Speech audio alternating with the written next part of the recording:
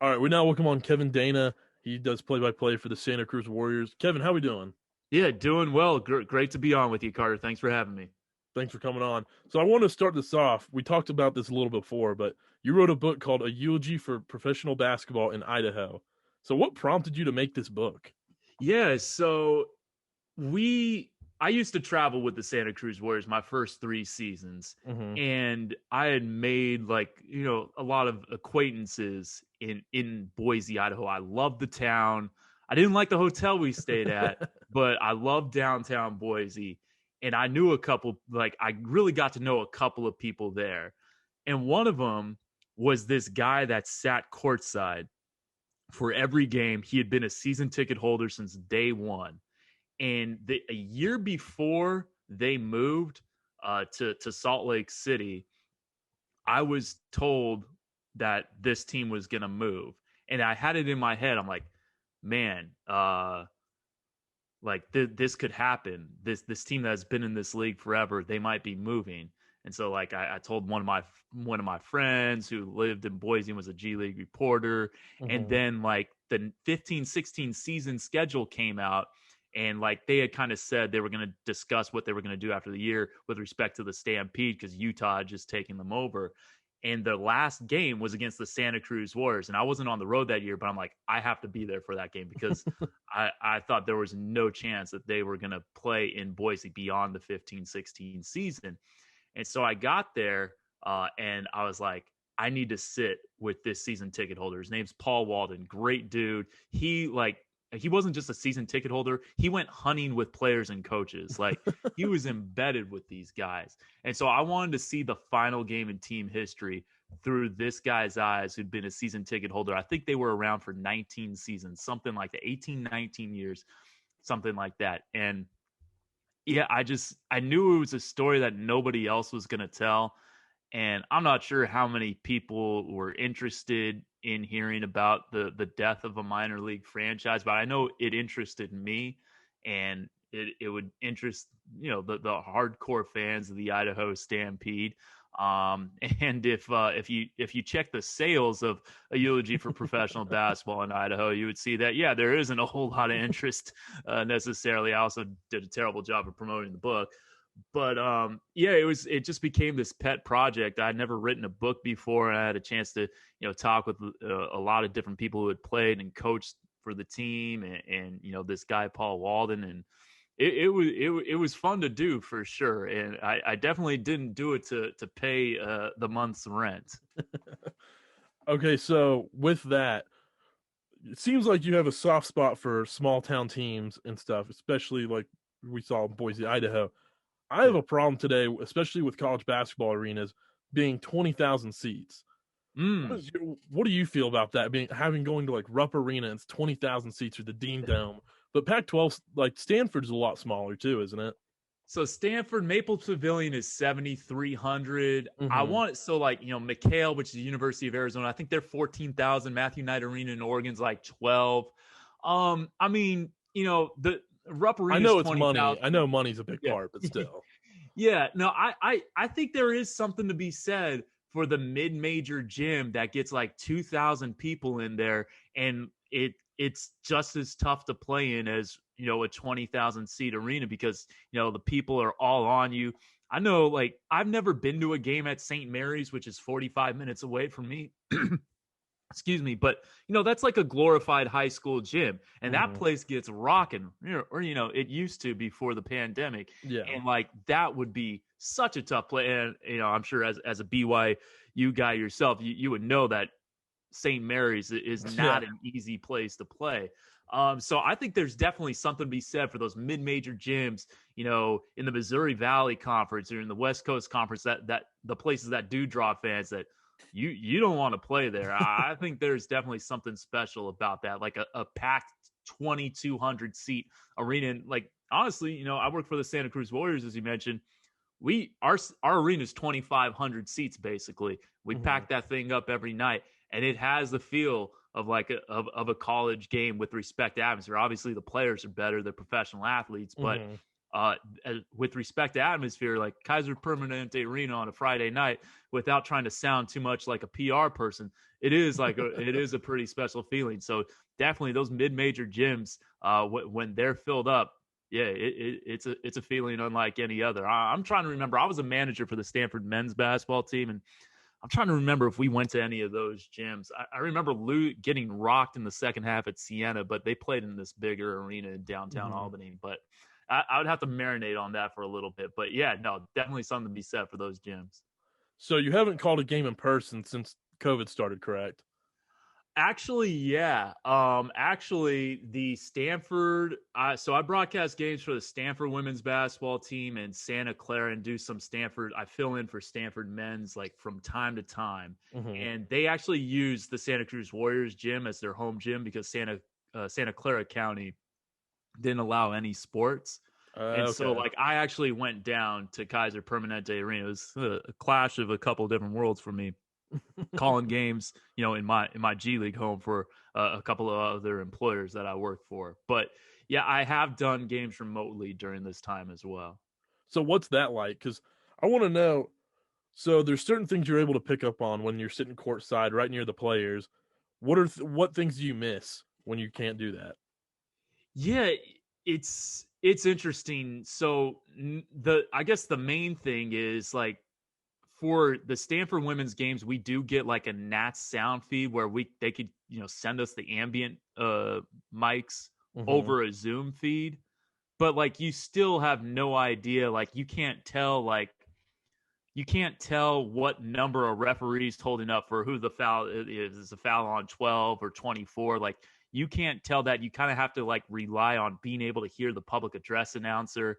There were times where we also didn't have any Nats sounds at all. So it's just sounding like I'm doing a podcast of a game, essentially. Which, Yeah. I mean, there's not much we could do, especially at the beginning of the pandemic. We didn't have like the Zoom links figured out and stuff. We're doing our home games in Las Vegas. I'm not traveling to Las Vegas.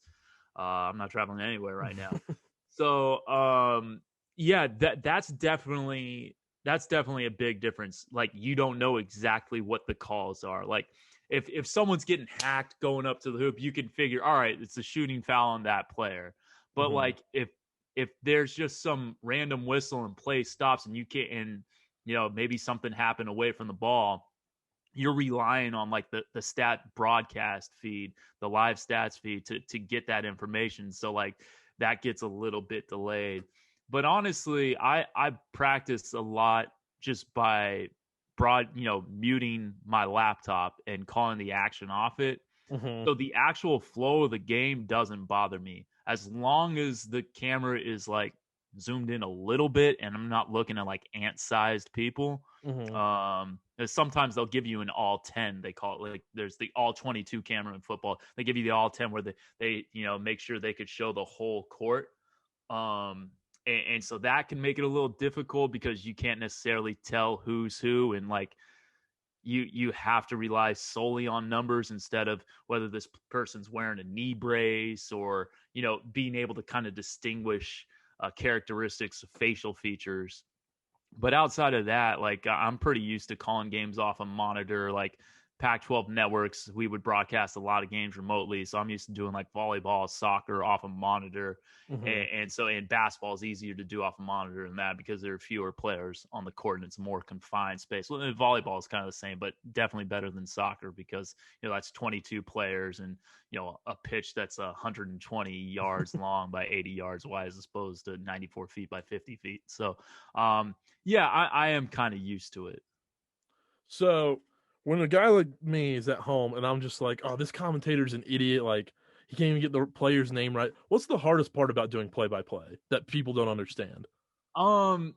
So sometimes I would be, you're right, that guy is an idiot. So sometimes I hear people and like, yeah, they should know that or whatever. But we all have those. I'm sure people have thought I'm an idiot a million times over.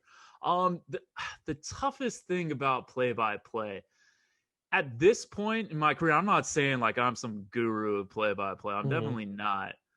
But I don't necessarily think it's all that hard once you do it over and over again. It's just like the hardest thing I guess, for someone starting out in play-by-play is really recognizing that you have to like know who these players are like instantly.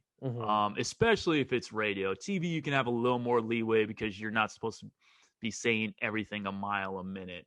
That would be the number one thing. The number two thing is like making sure that you have the players' names pronunciated correctly. Um, like honestly, I'm looking at your. This is the first time we've talked, Carter, and I wouldn't know how to pronounce your last name. How do you pronounce your last name? It's Bon, like Bon. Bon. Okay, cool. So like, there's a good chance I would have butchered that, and like, it's just like, talking to the sports information directors if it's a college game, or the PR directors if it's a professional game. But yeah, as far as other like difficult, I don't know. I really love the craft of play by play. Like I feel like that's my vocation, whatever. That's like what I professionally, that's what I live to do. I hope it's not my entire life. I hope to have, good family and friends. I'm not just in a hole doing play by play 24/7, 365. But, professionally, it's the only thing I want to do. And so I kind of live and breathe the art, and I don't necessarily see things as being difficult or whatever. Like, I think like there's a lot of jobs in media that are a million times tougher than play by play, like sideline reporter. That to me is an impossible job. A radio host, even like doing a podcast host where you have to like juggle so many different topics. Like with play by play, this is why I like it. You can just focus in on two teams and the players. And yeah, obviously it's good to know what's going on around, that league that you're calling the games for. But like, you are paid to broadcast that single event and not have this wide range of knowledge and everything. And I'm a guy that likes to like have tunnel vision on stuff. And so that speaks to me. And so like, I don't necessarily think it's hard.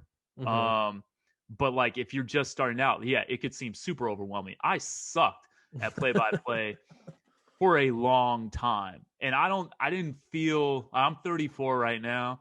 I started my first play-by-play event. I was 20, sophomore year in college. I, stepped on the mic for the first time doing radio stuff when I was 18, 19. I didn't feel really super comfortable in my play-by-play until I was 31.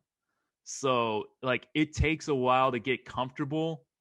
And like the on air when you're on camera part could be super unnerving.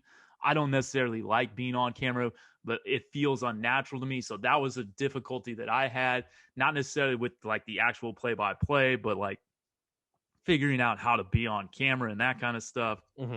So that, yeah, I guess that's some of the stuff that would be challenging. But like, yeah, I'm not the sharpest tool in the shed. So if it was super difficult, I wouldn't be doing it. So transitioning to the Santa Cruz Warriors, who's the most exciting player you've been able to cover? Ooh, that's a good question.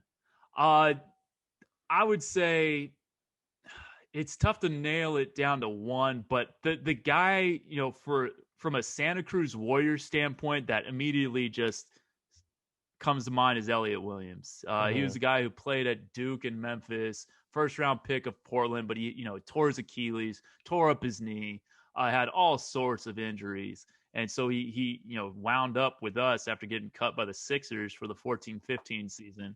And I mean, he just shouldn't have been in the G League. He was so much better. And then, he was the finals MVP that year. Then he actually came back the next year and was even better.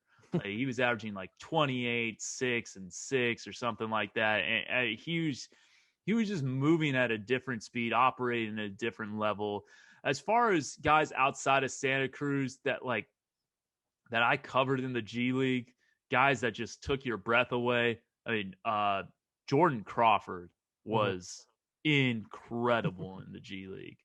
That guy, I mean, he dunked on LeBron when he was at Xavier. So like, there's another guy who he operated at a different level than people. It just the command of the rock he had, the command of the floor. He's known as a shot chucker, but he is such a gifted passer. he would talk to himself on the court, and that was always kind of cool to watch. He would hype himself up. I love that part about him. Those are the two that immediately come to mind as far as just, man, these guys are incredible. So how easy is it to tell when a guy just like you can tell he does not want to be in the G League and he just hates it there? Yeah, that's a good question. Because I feel like 50% of the guys are just like I mean I think 100% of the guys are like I don't belong here. Yeah, I mean, so I'm not sure I would put that at 100%. I would say for the people who have played in the NBA, yeah, they're like, I should be in the NBA right now. Yeah. I'm an NBA player. Why am I in the G League? But I think there are those like guys that are fresh out of a D2 college or like didn't get a lot of time in didn't necessarily have the biggest stats from a mid-major or whatever that come to the G League and they're like just like happy as hell to be there. So like I mean you can sometimes see it in the way they play games. As I remember there's this one guy who I'll protect his name. But like he was assigned to a team for the showcase. He was on an NBA contract, got assigned, and like made it his mission. He's like literally told a reporter, I think, I'm gonna go for 40 points today. Yeah. And obviously, the NBA club wasn't gonna be asking him to score 40 points. That's not his role in the NBA. But like if a guy's coming down there to get shots up and not work on their game, I know like another player, like this team wanted him to be a point guard. And he would go down the G League. He would be a very good player, be the team's leading scorer, but he'd be averaging 3 assists a game. And it's like, all right, are you really here to work on what your NBA team that pays you millions, a million plus to work on? I think those are some of the signs that you could tell that, all right, maybe they're not exactly buying into what they need to be doing down here. How tough is it for a G League player with the travel? Has it gotten a lot better ever since like the Gatorade sponsorships and stuff? I think so. I can't speak to it firsthand, but I can tell you, I know that like some of the hotels that we used to stay at have been banned from the league or at least been taken out of rotation or decommissioned. Like we stayed at this hotel in LA called the Hacienda. It's not there anymore, but we got into the hotel. One time there were bugs in one of our coaches' towels. There was a jackhammer hammering the sidewalk outside at 6 a.m. day of a game that woke us up. They had like this vending machine at the end of the hall. This always got me, where there was like inside the vending machine, there was a crinkled up Coke can. And like, I always wondered, how in the hell did that Coke can get there? Had it been in that vending machine so long that it just like kind of imploded on itself? And it also had a Pepsi can with the branding from like the 1998 Pepsi, 1997. And this is like 2013, 2014 at this point. So it had been in that vending machine for like 17 years. And so we had stayed at places that were just, it reinforced that you were a second class citizen in the world of professional sports. And like, we have guys that have played in the NBA for multiple years, and it's just like seeing these like 27, 28-year-old dudes that have made millions of dollars, like having to stay in these places, rooming with another player. It's like, man, this is like worse than AAU travel. But that was only a handful of places. There were some places that were really nice. The thing that could be difficult was he'd always take the cheapest flight, which was always the earliest flight. So we would have some like early wake up calls. That was not fun. And like we had one time where we had to take 3 flights to move over one time zone. And it started with like a 3:30 a.m. wake up call. And it was actually to Boise, to get from Rio Grande Valley, which is like super, super South Texas, to Boise, Idaho. It's a 1-hour time change. And like we were in transit for like 14 hours that day. It sucked.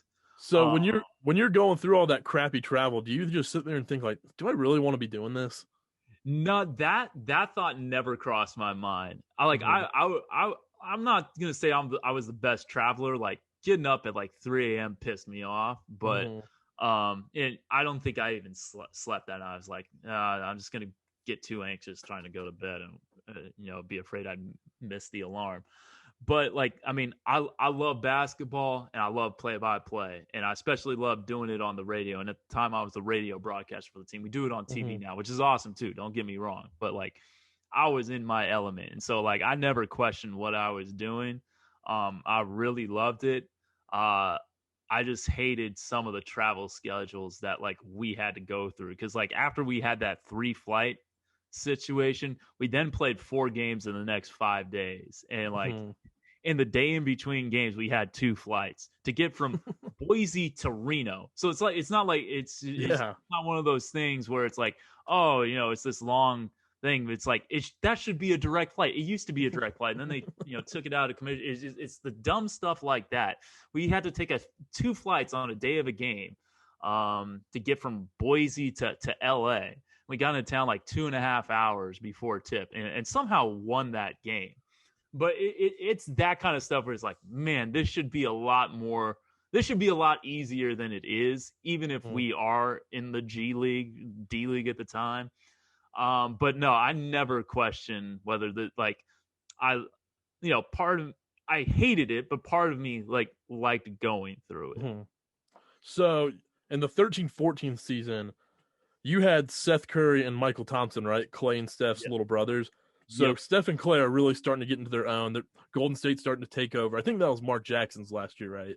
Mark Jackson's last year, and I should say Michael is Clay's older brother. Oh, older. But My bad. I'm sorry. yeah. No, all good, all good. But so obviously they're happy for their siblings. But how tough do you think that was going to have to be for them, where they're just begging for a 10-day contract? Meanwhile, their brothers are stars in the league, and they're just sitting there in the G League. Yeah, I never got the sense that they were jealous of their brothers or anything like that. I will say, like, we branded them as the SC Mini Splash Brothers or something Mm-hmm. like that. And I know that Seth Curry, talked to Sports Illustrated like a year after that and said he thought it was corny. And like looking back, yeah, it was pretty corny. We probably shouldn't have done that. But none of those people are with the Santa Cruz Warriors anymore. And I love they were great employees. I loved working with those people. Maybe we shouldn't have branded them the SC Mini Splash Brothers. That's for another day. I obviously know why they did it. You want to capitalize on Yeah, that. exactly. But Seth got a 10-day contract that year and had a workout with another team. And that was his professional rookie year, so he hadn't reached the peak of his powers. Mm-hmm. Michael had a really rough start to that season, but in the postseason, that guy was money. Yeah, I mean, he saved us. We lost in the finals that year. He damn near brought us back, and he and Seth and this other guy, Cam Jones, just like went on a tear in the playoffs. And then the next year, Michael Thompson was incredible for us. I thought Michael should have gotten another shot in the NBA. He just knows how to play basketball. But I never got the sense that they were like really all that like jealous of their brothers or whatever. They're both pretty chill dudes. Michael's very mellow guy, go with the flow, as Clay is, and Seth. Yeah, I mean, obviously both of them want to be in the NBA, but you could. Seth was just at the beginning of his career, and the way he played that year, you knew it was just a matter of time before that dude got an NBA contract. Now that dude's really gotten paid out in the NBA, and it's great to see. Okay, so you're pretty involved with Golden State and Santa Cruz, obviously. What does the Warriors organization do different? Because they're clearly just doing something different up there. Yeah, that's a good question. I honestly don't have an answer for that because I haven't worked with any other NBA teams necessarily, so I wouldn't be able to say like how they do things different from other operations. But I can tell you, I've loved working, with Santa Cruz and by some extension, Golden State for this is my 9th season. I started with Santa Cruz when the team started. It's always been a dream job for me. The people have been fantastic. That's number one. The people that they get in there to run their operations, and you see a lot of people stay in house when they make promotions. They promote a lot of people from Santa Cruz to Golden State, Aaron Miles is a player development assistant coach for Golden State right now. He was the head coach of the Santa Cruz Warriors for 2 years.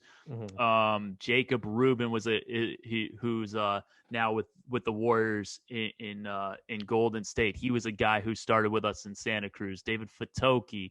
I mean, the list goes on and on. Like our GM right now in Santa Cruz, Ryan Atkinson, started out as like the director of basketball operations in Santa Cruz. There's just a lot of promotion from within, and so you kind of the culture breeds culture, I guess you could say. Is it just it just kind of compounds upon itself.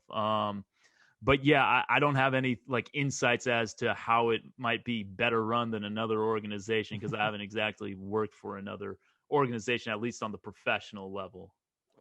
So let's transition into the Santa Cruz Warriors now. So they're getting ready to start the G-League bubble in about a week or so.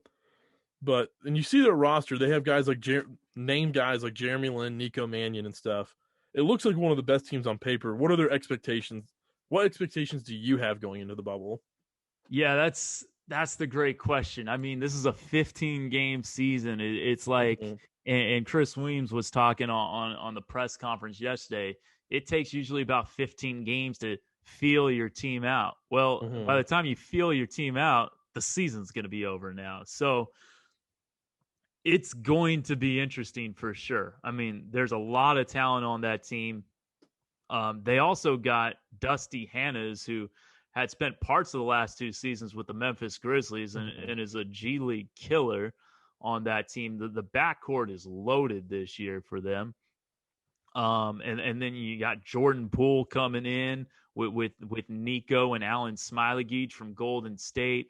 You got Ryan Taylor and Zach Norvell, 2 great shooters joining the squad. You got your professional rookies coming in, a couple of them from Golden State training camp. So obviously I like the squad that has been put together. It'll be interesting, but it's just tough to tell in such short of a season. Like you have like one 4-game losing streak or 4-game winning streak that could essentially determine your season.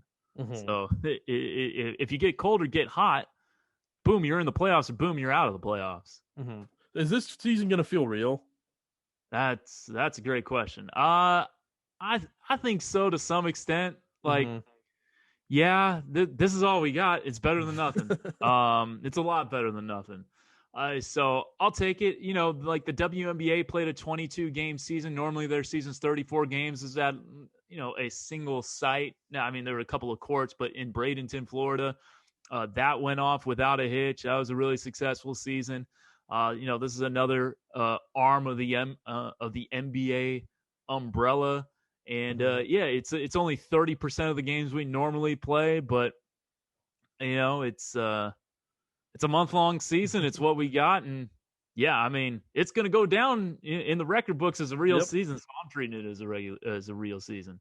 Okay, so before you go, for people that may be in high school, younger guys like myself that are in college, that are looking into getting into sports business or commentating specifically, what advice would you give them?